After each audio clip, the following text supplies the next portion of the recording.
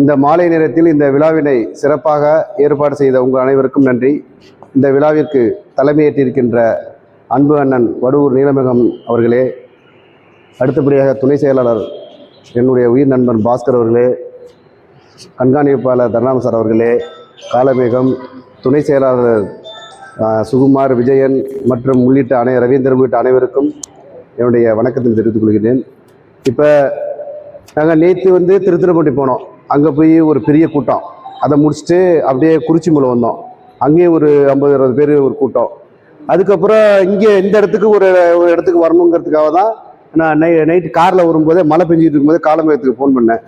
இங்கே ஆர்கனைஸ் பண்ண முடியுமான்னு கேட்டேன். அப்புறம் சுரேஷ் 2 பேர்ட்டையும் பேசினேன். நான் வேறு யாருக்கும் அடிக்கணுமான்னு கேட்டேன். இல்லை நாங்கள் 2 பேருமே பண்ணிடுறேன்னு சொன்னாங்க.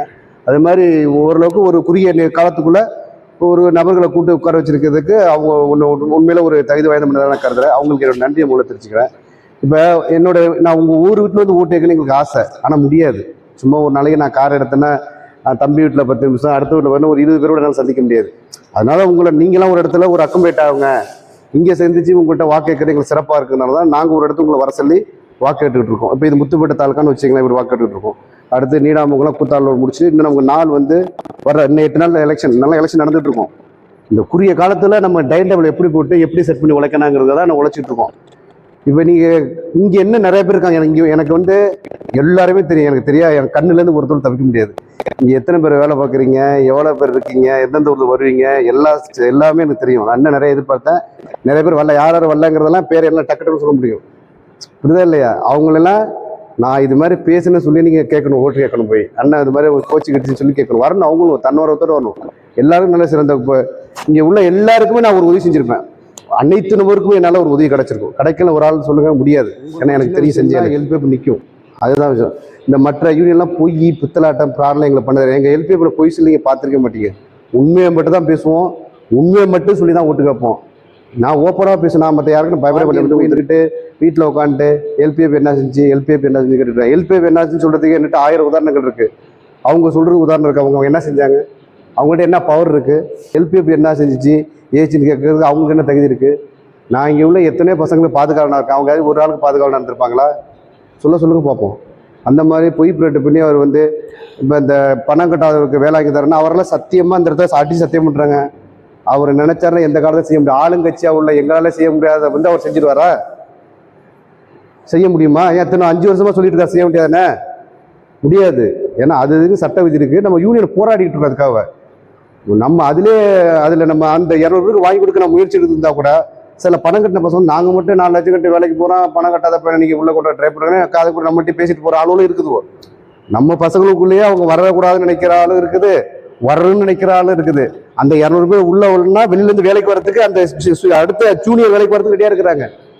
அதனால அவங்க இந்த பொய் பிரச்சாரம் பண்ணி அவங்கள ஓட்டு வாங்குறது அவங்களுக்காக நாங்கள் போராடிருக்கோம். போன வருஷம் தம்பி சுகுமார் சொன்ன மாதிரிலாம் எனக்கெல்லாம் டென்ஷன். அன்னைக்கு தம்பி வாட்ச்மேன் செத்துப்பிட்டாவில் நல்ல பையன் கூட இருக்கிற உண்மை தண்டபாணி வீட்டு படத்திற்கு போகிறா முடிச்சுட்டு நாங்கள் வீட்டுக்கு ஒரு கிளம்பிட்டு இருக்கோம். ஒரு தலைவர் காரை விடுங்க, நம்ம நேராக திருவாரூர் எஸ்ஆர்எஸ் போகிறாரு. நான் வீட்லேயும் சொல்ல ஒன்றும் சொல்லன்னு இல்லை நம்ம போய் ஒன்றுக்கு என்னன்னு சொல்லிட்டு மலையில் அப்படியே போகிறோம். போய் உட்காந்து எஸ்ஆர்எம்கிட்ட ஒரு ஞாயிற்றுக்கிழமை உள்ளே உட்காந்து சண்டை போட்டு அன்றைக்கி அந்த அவங்க நான் சென்சிட்டிவ் பிளேஸாவது போட்டு கொடுங்க, ஏதோ வேலை கொடுங்க, டிபிஎஸ் தான் போட மாட்டீங்க, சம்பளம் அவங்கள்ட்ட அதாவது கொடுங்க அப்படி சொல்லி அன்றைக்கி அந்த வேலையை நாங்கள் வாங்கி கொடுத்தோம். அவங்க என்னமோ அவங்க போய் சொன்னால் செஞ்சிருவாங்களா? எத்தனை மெம்பர் இருக்காங்க மன்னாடியில் 670 மெம்பர் நம்ம வச்சுருக்கோம். நமக்கு அதுக்கு அடுத்த 2வது இருக்க ஐஎன்டிசி வெறும் 97 தான். நம்ம எத்தனை 600 மெம்பர் கூட வச்சுருக்கோம். நம்ம சொல்கிற கேட்பாங்களா? 97 மெம்பர் வச்சுருக்க கேட்பாங்களா? ஏடிபியில் 78 மெம்பரு கேட்பாங்களா? இன்னும் அப்படி இருக்கும்போது அதிகாரம் போல நம்மகிட்ட இன்னொன்று இங்கே இருக்காரு, நம்ம இந்த மண்ணின் மைந்தன் ஏகேஎஸ் விஜயண்ணன். அவர் அன்னைக்கு ஒரு விழாவில் பேசுகிறார் தஞ்சாவூரில். பேசும்போது என்ன சொன்னார், இது டெல்டா மாவட்டம், இங்கே விவசாயிகளுக்கு எல்லா கலைஞரும் செஞ்சு கொடுத்தாரு, நான் அதை ஸ்டேட்டஸாக வச்சுருந்தேன். நம்ம 100 வார்டு அருமையாக சிறப்பாக உரையாற்றினார். அவரை இன்னைக்கு ஒரு எம்பி ஆக்கி அழகு பார்த்து இன்னைக்கு ஒரு பெரிய இடத்துல வச்சிருக்க நம்ம திராவிட கட்சியை சேர்ந்த இந்த தோமுச சங்கத்துக்கு ஓட்டு வைக்கிறதா நமக்கு சிறப்பாக இருக்கும். அதை எல்லாரும் புரிஞ்சுக்கணும். சும்மா உள்ள போன் பண்ணி நான் பண்ணுறேன் ஏடிபிங்கிற சங்கம் இருக்க உங்களுக்கு ஓட்டே இல்லைங்குது இப்போ வரையும். இப்போ ஒரு 4 நாளைக்கு முன்னாடி போய் கோர்ட்டு ரிஜெக்ட் பண்ணிட்டு 4 நாளைக்கு முன்னாடி போய் திருப்பி அப்பீல் போடுறானுங்க. உங்களுக்கு ஓட்டு வாங்க கூடாது, நீங்க போடக்கூடாதான். அப்படி உங்களுக்கு ஓட்டு உரிமை இல்லைன்னு சொல்ற ஒரு சங்கத்துக்கு ஓட்டு கேட்டுக்கிட்டு இந்த பசங்க அலைஞ்சிட்டு இருக்காங்களே, அவங்களுக்கு எல்லாம் மனசாட்சின்னு ஒண்ணு இருக்கா? உனக்கு ரைட்ஸே கிடையாதுங்கிறான். அவனுக்கு ஓட்டு கேட்டுட்டு இந்த புக்கில் வந்து வாய்ஸ் மெசேஜ் போட்டு கிடக்குறாங்க அந்த குரூப்ல. அந்த தம்பிகளுக்கெல்லாம் ஒன்று சொல்றேன், ஓட்டு வாங்கி கொடுக்குறது நாங்கப்பா, கேஸ் போட்டு இங்கே போடுங்க. அதிமுக சொல்லி நாங்கள் கேட்பேன் ஓட்டு உங்கள்கிட்ட. இப்போ நான் 10 விஷயம் சொல்லி உங்கள்கிட்ட ஓட்டு கேட்பேன். அந்த ஏடிபி சங்கத்தில் ஒரே ஒரு விஷயம் சொல்லி உங்கள்கிட்ட ஓட்டு கேட்க சொல்லுங்க, என்ன செய்யணும் பார்ப்போம். ஒன்றுமே செஞ்சு கிடையாது. அவங்க அதிகாரத்தோட பார்க்கும். 2019 நாங்கள் தான் பர்மனெண்ட் ஆக்குறேன். 2019 பசங்க யாரும் இங்கே இருக்கல? 2019 நாங்கள் தான் பர்மனெண்ட் ஆக்குறேன், நாங்கள் தான் பர்மனெண்ட். எங்கே பர்மனெண்ட் ஆக்குனாங்க? 2007 இவர் நீலமேகண்ண செட்டு வந்து 82 வேலை பார்த்தவங்க, 82லேருந்து அது வரையும் பிசியெல்லாம் வேலை பார்த்துருக்காங்க 30 வருஷம்லையும். அதுக்கப்புறம் வந்து இவங்க பர்மனெண்ட் ஆகி யார் ஆக்கினா 2006 2016 வரையும் இருந்தா கலைஞர் ஆக்கினாரு. இவங்க போன வேக்கண்ட ஃபில் பண்றதுக்கு எங்களெல்லாம் எடுத்தாங்க. எங்களை பர்மனெண்ட் ஆனது வேக்கண்ட்டுக்கு உங்களை எடுத்திருக்காங்க. இதை தொடங்கி வச்சு பிள்ளையார் இந்த நிறுவனத்தை உருவாக்கி பிள்ளையார் செல்வி போட்டு பர்மனெண்ட் ஒன்று தொடங்கி வச்சு உங்களுக்கு சம்பளம் ஏற்றி கொடுத்து போனஸ் ஏற்றி கொடுத்து எல்லாம் திமுக அரசாங்கம் செஞ்சது. நீங்க வாங்குற போனஸ், தீபாவளி போனஸா இருக்கட்டும், நீங்க வாங்குற சம்பளமா இருக்கட்டும், உயர்வா இருக்கட்டும், எல்லாம் திமுக அரசாங்கம் செஞ்சது. அதுக்கு அது அந்த கோரிக்கை எடுத்துட்டு போய் அவங்ககிட்ட சொன்னவங்க வந்து எல்பிஎஃப் சங்கம். ஒரு ஒரு பஸ்ல போனோம்னா டிக்கெட் எடுக்கணும்னா அந்த டிக்கெட் தான் நம்ம தொகுதி சங்கம். இந்த டிக்கெட் கொண்டு போய் கொடுத்தா முதலமைச்சர் தெரியும், அவருக்கு ஒன்றும் தெரியாது. இப்ப எல்லாம் நீங்க நான்லாம் 3000 சம்பளம் வாங்கிட்டு இருந்தேன், 2000 ரூபாய் சம்பளம் வாங்கிட்டு இருந்தேன். நீங்களாம் 10,000 வாங்குறீங்க. அது யார் செஞ்சா? 12,000 வாங்குறீங்க. யார் செஞ்சா? இந்த எல்பிஎஃப் சங்கம் எடுத்துட்டு போய் டிஆர்பி ராஜாட்ட பேசினுச்சு. அவர் அதை எடுத்துட்டு போய் சட்டசபையில பேசினாரு. அதை பார்த்துட்டு முதலமைச்சர் உங்களுக்கு சம்பளத்தை கொடுத்தாரு. லோடு மேலாம் கண்டிப்பா இந்த லோடு மேலாம் இருக்க வேண்டிய ஒரே சங்கம் வந்து எல்பிஎஃப் தான். அவங்களுக்கு சம்பளம் இப்போ 3 ரூபா வாங்கிட்டு இருந்தாங்க, தூத்தி அடிக்கிறதுக்கு 10 ரூபா வாங்குறாங்க, 7 ரூபா கூட வாங்குறாங்க. அந்த மாதிரி உழைச்ச கட்சியோட சொன்னது தான் எலெக்ஷன் நிற்குது. ஜெயிக்க போறது நம்ம உறுதி, அதில் மாற்றுக்கிறதே கிடையாது. அதெல்லாம் வந்து என்ன பெரிய கொம்பம் வந்தாலும் வீழ்த்த முடிய எல்பிஎஃப் சங்கிறது எல்லாருக்கும் தெரியும். யார் என்ன புறம் சொல்லி ஓட்டு கட்டாலும் ஜெயிக்க போறது எல்பிஎஃப் சங்கம் தான், அதில் மாற்றுக்கிறது கிடையாது. நாங்களாம் ஏன் திருப்பி திருப்பி உங்களை சுற்றி வரோம்னா, இந்த தமிழ்நாட்டிலே அதிக ஓட்டு இங்க இருக்கு. எங்க இருக்கு? திருவாரூர் மாவட்டத்தில். அதிலும் குறிப்பிட்டு மன்னார்ல இருக்குது. அந்த குறிப்பிட்ட மன்னார் ஓட்டு எல்லாமே நீங்க யாரு கொள்முதல் நீங்க நீங்க நீங்க ஒவ்வொருத்தரும் வேல்யூபிள் எங்களுக்கு. அதனாலதான் உங்களை சுத்தி சுத்தி நாங்க வந்துட்டு இருக்கோம் இல்லையா? அதனால உங்க ஓட்டெல்லாம் வந்து நீங்க எல்பிஎஃப் தான் அழைக்கணும். இன்னொன்னுலாம் கேட்டீங்க, நம்ம ஊரு பொதுச் செயலாளர் அழகிரி இருக்காரு, அவர் கூப்பாச்சிக்கோட்டை, அவரு நம்ம ஊருக்காரு. இந்த எலெக்ஷன் ஜெயிச்சதுக்கு அவருக்கு பவர் நிறைய ஆயிரும். அவரை நம்ம ஊர்ல இருந்து ஓட்டு ஏகே விஜயன் நிக்கிறாருன்னா அவர் நம்ம ஊர்ல ஓட்டு போட்டா நமக்கு பெருமை. அது மாதிரி அவருக்கு ஓட்டு போட்டாதானே நமக்கு பெருமை. அதனால அழகிரனுக்கு ஓட்டு போடணும், கேட்கணும். அவர் சங்கத்துக்கு ஓட்டு போடணும். மைண்ட்ல நம்ம ஊருக்காரர் நிக்கிறாரு எலெக்ஷன்ல, அந்த மைண்ட்ல எல்லாம் ஓட்டு போடணும். இன்னொன்னு எல்லாம் கேட்டுங்க, அதாவது அழகிரன்லாம் இங்க இருந்தெல்லாம் வரல. நான் கூட எடுத்தோடனே துணை செயலாளருங்க. நான் டிஎன்சி நுழைஞ்ச அடியோடைய பொறுப்புக்கு வந்துட்டேன். காலம் தெரியும், காலமே உள்ளவர போய் நான் துணை செயலாளர். அழகிரன் இன்னைக்கு பொதுச்செயலாளர் பாருங்க.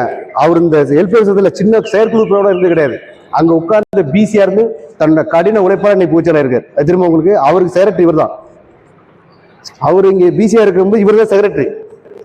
அங்கேருந்து அந்த அளவுக்கு திமுக வந்து இங்கே இதுல ஜெயக்குமார் உட்காந்துருக்கலாம், நீலமே உட்காந்துருக்கலாம், அந்த இதுல இருக்கலாம். எங்களுக்கு அப்புறம் இங்க வந்து நீங்க எங்க இடத்த பிடிச்சி எங்களை மாதிரி ஆகுறது இதுக்குள்ள இருக்கிறீங்க ஆளு, அது யாரும் நமக்கு தெரியாது. அதுக்கு உங்க உழைப்பு கடினமா போகணும். அப்ப இந்த ஒரு இந்த தம்பி நிக்கிறான் வினோத், இப்போ வந்தான், அவனை உழைப்பெல்லாம் என்ன பிரமிக்க வைக்குது. ரவீந்திர அவனும் உங்க செட்ல 2009 வந்தான். அவன்லாம் அந்த ஈடுபாடெல்லாம் பார்த்தோம்னா நமக்கு ரொம்ப ஒரு ஆச்சரியமா இருக்குது. நான் அடிக்காட்டாலும் போன் அடிச்சு எங்கென்ன வரணும், என்னென்ன செய்யணும், எங்கென்ன போகணும்.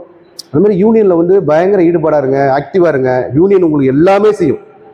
இந்த யூனியன்ட்ட வந்து என்னிட்ட வந்து கேட்டா உங்களுக்கு இல்லைன்னு சொன்னது கிடையாது. நாங்கள் உங்கள்கிட்ட நெகட்டிவா பேசியிருக்கேன். ஏதோ சதீஷ் அங்க இருந்தா பராவோட்ட 2ல எவ்வளவு பிரச்சனை மாத்தி கொடுத்தா இல்லையா, முடியாத முடிச்சு காமிக்கிறதா எல்பிஎஃப் சங்கம்.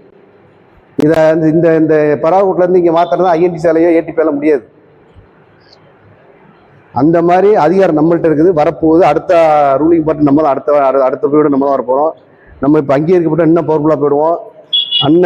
அண்ணன் என்ன பண்ணாரு, இப்படி நான் வந்து திமுக ஆட்சி முடிகிற சமயத்தில் உள்ள வந்தேன்.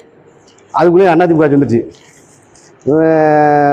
அப்போ வந்து நம்ம ரூமுக்கு எய்த்தாப்புல ஏடிபி ரூமு இப்போ சவுத் அடிச்சு அந்த சைடு திறந்துட்டாங்க.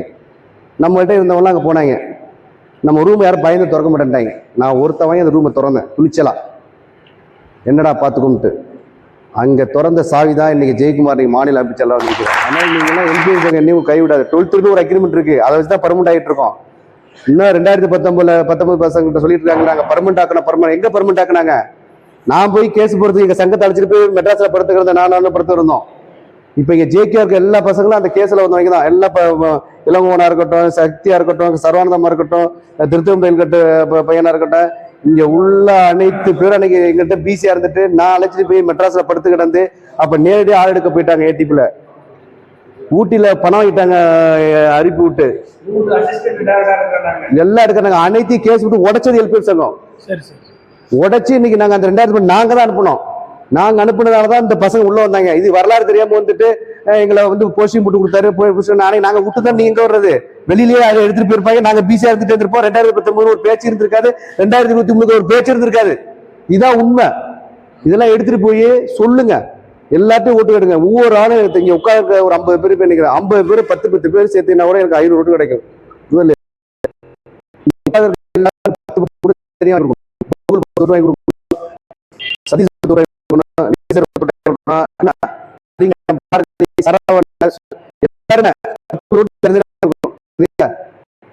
நீங்க வந்து எந்த